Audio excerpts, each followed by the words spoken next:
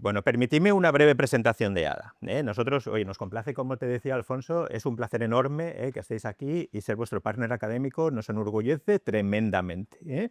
Y venimos aquí sobre todo a aprender y con toda humildad, es decir, porque tenemos mucho que aprender de cada uno de vosotros, con lo cual, oye, adelante. Y aquí lo que buscamos es generar un poco un debate, que no sea unidireccional. No dudéis en cuestionar, en generar un poco ese contrapunto donde se produce precisamente ese aprendizaje. ¿De acuerdo? Bien, permitidme, no obstante, ¿esto sí funciona? Sí, sí que funciona.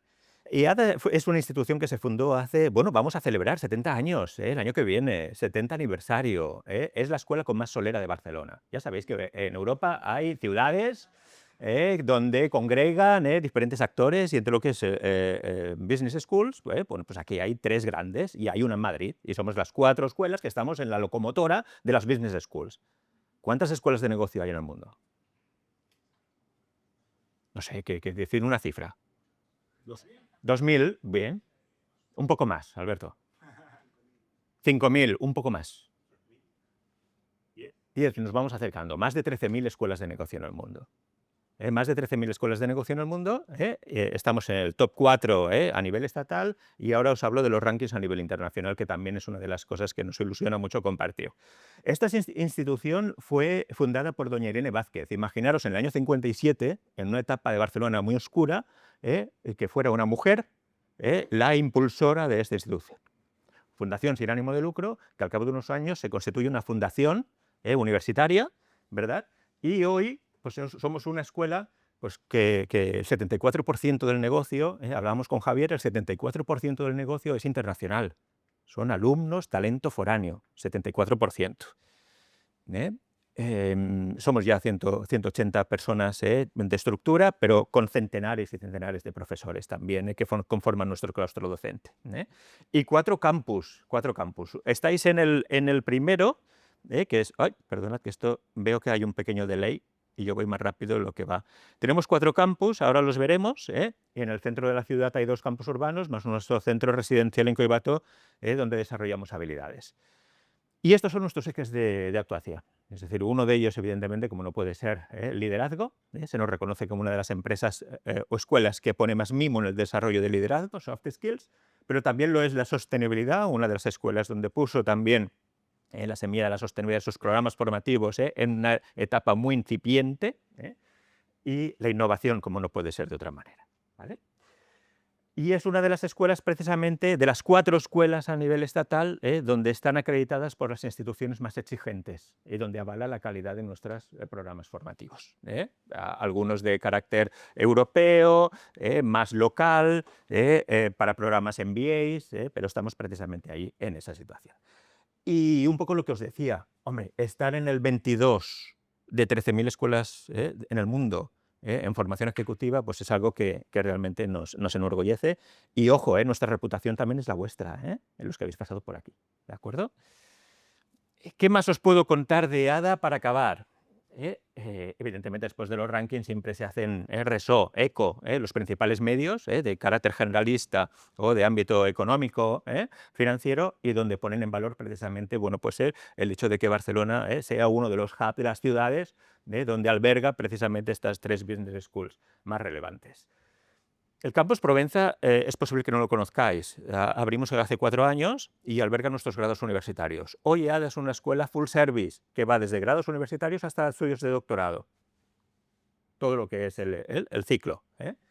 Y aquí lo que albergamos son los grados universitarios. De hecho, este año será la finalización, la clausura de la primera cohorte de grados universitarios. Administración y Dirección de Empresas, Inteligencia Artificial para el mundo de los negocios.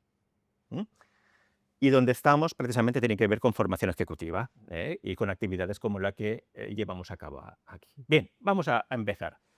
Primero, algún contexto, un contexto de fuentes acreditadas, alguna de ellas incluso hemos convergido, ¿no? Se nota al ver que has estudiado aquí. Foro Económico Mundial es una, seguramente lo conocéis, es una de esas voces, yo creo que muy autorizadas, donde se congregan cada año en Davos para de alguna manera bueno, que haya un punto de reflexión de cómo está el futuro, o hacia dónde, cómo está el presente y hacia dónde vamos en el futuro, ¿no? Y en esas reflexiones de los prohombres de la sociedad, de la política, de la empresa, de la filosofía, etcétera, pues mira, lanzan un estudio a más de 1 millar de empresas. Esto lo lanzan en el 25, se ha publicado a principios de año, creo que fue en enero, en el año 2026, y de ese estudio, de esa encuesta que realizan a todas esas empresas, sale una primera conclusión interesante, que responden los empleadores que cerca del 100% de las capacidades que se requieren hoy para los puestos de trabajo van a cambiar. Esto a mí, no sé a vosotros, pero a mí particularmente me da vértigo. El 63% de los empleadores ya mencionan ese desfase, ya están encontrando ese gap entre las competencias que requieren o que necesitan y las que tienen, con lo cual ya se produce todo ese gap, de más de 1 millar de empresas. Ponen de manifiesto la necesidad, el rápido incremento que adquieren precisamente, pues todas esas capacidades tecnológicas, IA, Big Data, ciberseguridad, etcétera. Pero también ponen de relieve la necesidad de que se adquiera por parte de nuestra fuerza laboral de habilidades humanas, estrictamente humanas. Y de hecho el futuro precisamente será de la combinación de estas dos partes, como veremos a continuación. En ese estudio también trabajan sobre una matriz en la cual ubican dos variables y piensan que precisamente el futuro va a estar determinado por esas dos variables. Y es lo que estamos viendo realmente hoy, me tengo la sensación. Uno tiene que ver con el contexto geopolítico y el otro tiene que ver con la adopción tecnológica. De la rapidez con la que vayamos a incrementar ese grado de adopción tecnológica.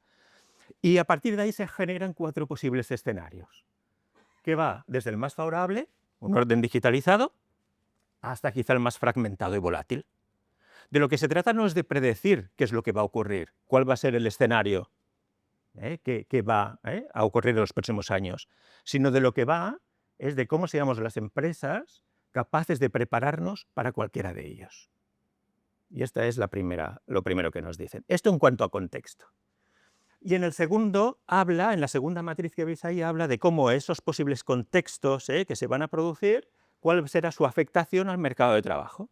Y ahí habla precisamente de esas dos variables nuevamente. Uno, desde el punto de vista de cómo seamos capaces de incrementar el avance que consiga la IA, y el dos, cómo de preparados estaremos la fuerza laboral para ir digiriendo toda esa irrupción tecnológica. Y también, de nuevo, se producen 4 escenarios que pueden provocar prosperidad o que pueden provocar pues un progreso más estancado.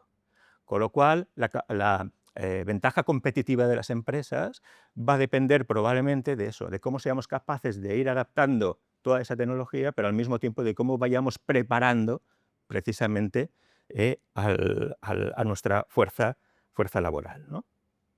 Y además de cómo seremos capaces de adaptarnos a todo ese contexto geopolítico tan complejo.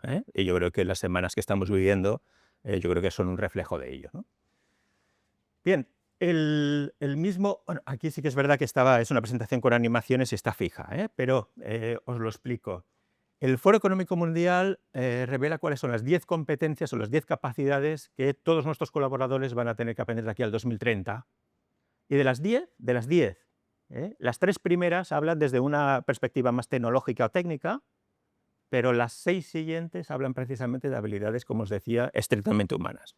Vemos el pensamiento creativo, el liderazgo, la resiliencia, flexibilidad, agilidad, la curiosidad, la formación continua, la gestión de talento, de los que vengáis precisamente para gestionar, desde el punto de vista de la gestión de people, ahí tenéis un reto enorme, pensamiento analítico, y la última se refiere precisamente a la tecnología verde, la sostenibilidad, la gestión ambiental, va un poco allí. Pero ya veis, de 10 capacidades, de aquí al 2030, lo que pone el debate encima de la mesa, 6 son habilidades humanas. Estamos totalmente alineados al ver cuando tú decías, ojo, sí, la IA vamos a generar eficiencias, pero por otro lado el valor de las personas, el humanismo. De hecho, aquí somos unos claros propulsores de liderazgo humanista, desde los orígenes. Otra voz autorizada, McKinsey, una de las grandes consultoras estratégicas a nivel mundial, junto con Bain o Boston, en McKinsey, donde nos dicen que hoy día en España el 59%, sí, hola, bienvenida, el 59% de las horas de trabajo, hoy actual, son automatizables con la tecnología que ya tenemos hoy. el 59% de las horas. Yo no sé vosotros, pero hay cifras que cuando empiezas a buscar todos esos estudios, informes y demás para darle un poquito de rigor, a mí me genera vértigo, que no estoy pisando, no sé si os pasa lo mismo. Aunque la tecnología evidentemente lo que está llamada es a asumir, a suplir parte de esas funciones más operativas, el 85% de las habilidades humanas siguen siendo necesarias, también un poquito al hilo de la narrativa que construía Albert, ¿no? Y esos procesos de automatización, ojo, estamos en un momento también de oportunidades. Ese proceso de automatización puede generar incluso, en términos de valor económico, 1,9 billones de dólares. En función de cómo seamos capaces de adoptar la tecnología, de lo que seamos capaces de aumentar esas capacidades por parte de nuestros colaboradores, se va a producir un valor como este o un poco más moderado. Gallup, precisamente, que también, Albert, mencionabas. Gallup, para quien no lo sabe, es una de las empresas de encuestas de opinión más relevantes, más prestigiosas a nivel mundial. Y lo que nos dice es una conexión entre las empresas que impulsan una cultura de aprendizaje, de capacitación, y cómo lo conectan precisamente en términos de productividad y ganancias, EBITDA, incremento económico. Y donde ven que aquellos que son capaces de impulsarlo, ese aprendizaje, esa cultura de aprendizaje, como veremos después, genera un aumento hasta un 18% en sus ganancias o un 14% en productividad o en términos de productividad. Ojo, también, y Albert lo sabe bien, las oportunidades de aprendizaje y crecimiento pueden ser una de las razones por las que las personas cambian de empleo. Y en consecuencia, mirad la conexión que el estudio realiza. Hoy, si realizamos un estudio de cuál es el compromiso de los empleados, cae a nivel mundial un 20%. En términos económicos significa la pérdida del 9% del PIB mundial. Esta es la situación hoy. Además, hemos procurado tener datos que el más antiguo es 2024 en algún momento, pero son 25, 26, reciente. ¿De acuerdo? LinkedIn sí que es verdad, permitidme un paréntesis. LinkedIn a mí me provoca un poquito de, no sé, antítesis, ¿no? Pero sí que es verdad que hoy día alcanza hasta el 70% de la población activa de este país. El 70% de la población activa de este país está en LinkedIn hoy. Y lo que ha hecho hace 2 años LinkedIn es, aprovechando toda esa masa de datos, cada vez hacer más informes, más estudios, más. Y me parecía muy interesante que habla de cómo las empresas que son capaces de generar esa cultura de aprendizaje son más resilientes organizativamente. Es decir, consiguen un 57% de retención de talento. La palabra retención también me provoca una cierta... yo hablaría más de fidelización, hablaría más de otro tipo de aspectos, retener. Pero bueno, así se expresa el sector. Un 23% más de movilidad interna y la posibilidad de un 7% de mejora en términos de canalización o de promoción de talento o directivo o de liderazgo, de hecho, de líderes, de desarrollo de líderes. Vamos con la siguiente. Desde IADA, ¿qué es lo que buscamos? IADA, para nosotros, la formación ejecutiva no deja de ser una palanca integral para proponer valor, pero no únicamente desde el punto de vista de desarrollo de habilidades y el engagement que conseguimos haciéndolo. Y ahora también veremos la conexión de cómo seremos capaces de, desarrollando a colaboradores, generar un mayor compromiso, sino también en términos de atracción de talento, Albert, esto te aplica, ¿verdad? Y también, evidentemente, su conexión, su traducción con EBITDA, con rendimiento de negocio o incluso con esos procesos de transformación cultural. Porque el momento actual probablemente estamos ahí en ese punto de transformación organizativa, transformación cultural.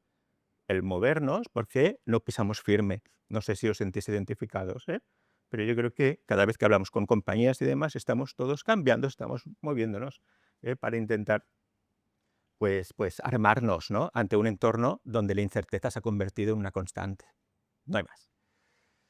Nosotros somos partidarios de buscar un enfoque individual y desde el enfoque individual ir hacia el impacto organizacional. Con lo cual, a través de esa capacitación del desarrollo de colaboradores, lo que haremos es precisamente mejorar su compromiso interno. De hecho, hay estudios, también LinkedIn, vuelvo a decir, donde nos dicen que las personas que hemos desarrollado somos capaces de incrementar en 3,6 veces su compromiso, 3,6 veces su compromiso.